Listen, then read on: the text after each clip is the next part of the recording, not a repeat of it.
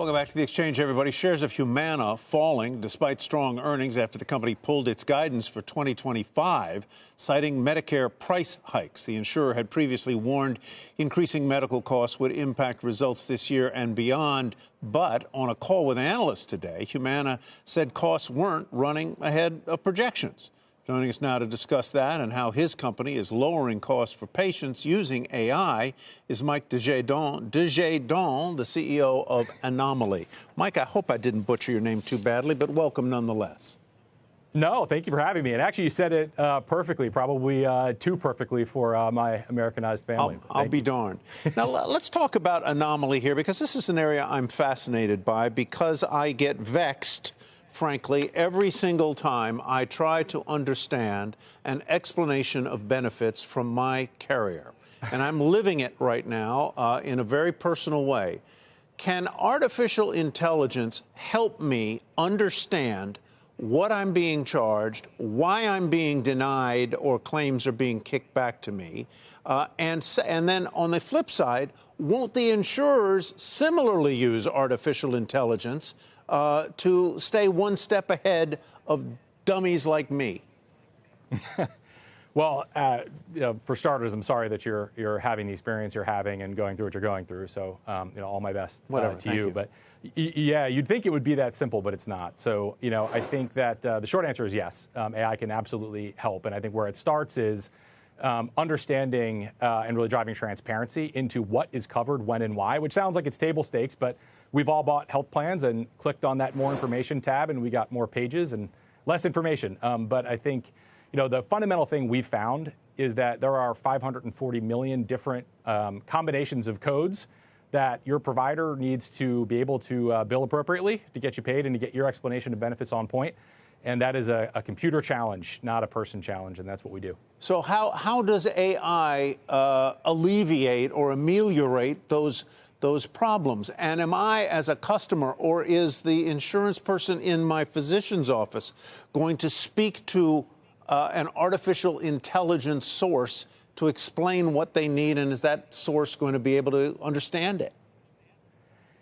So the short answer is we operate behind the scenes.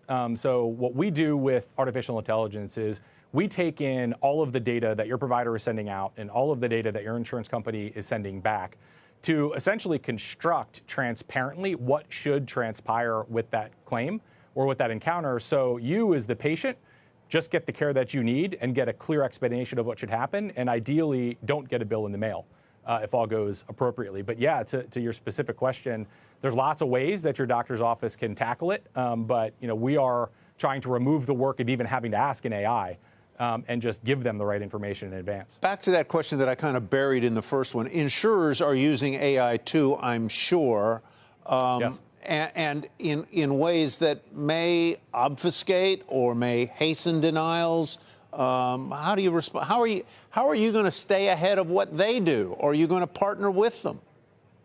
Sure. In the future, I hope to partner with them, and I think providers and payers can partner together kind of on transparency using these technologies. Right now, though, providers are bringing on the AIs that you're using. They're using, payers are using their own AIs, and right now they're fighting each other. And I don't think that's a good future for anybody. I think both sides are trying to reduce costs. You see it in Humana's earnings. Their MLR is up kind of in the high 80s. They're used to it being kind of in the low 80s. Those are the costs that they're hoping to control. So right now it looks like, utilizing AIs to remove some of the administrative costs on their side. In the future, they should use them to come together. Forgive me for injecting my personal perspective on this, but it seems to me sometimes, in my experience, that insurers make the system unnecessarily complicated. They may reject claims for whatever reason, on the hope that I will do what a lot of people do, and that is just say, oh, well, what the hell, I'll pay it anyway. Am I right about that or wrong? I can't speak to the motivations, but I can speak to the complication of getting that done. And for an individual like me or you to fight somebody like Humana or United, that's a pretty daunting task. And, I think the different gates that you might put up, like a prior authorization, they are infrequently fought, less than 10% of the time. They're frequently won, more than 80% of the time. So to me, that is an area ripe for change and something that, we need to do something about. Mike Desjadon, we thank you. Anomaly CEO, I think we'll have you back again. Appreciate it, Mike.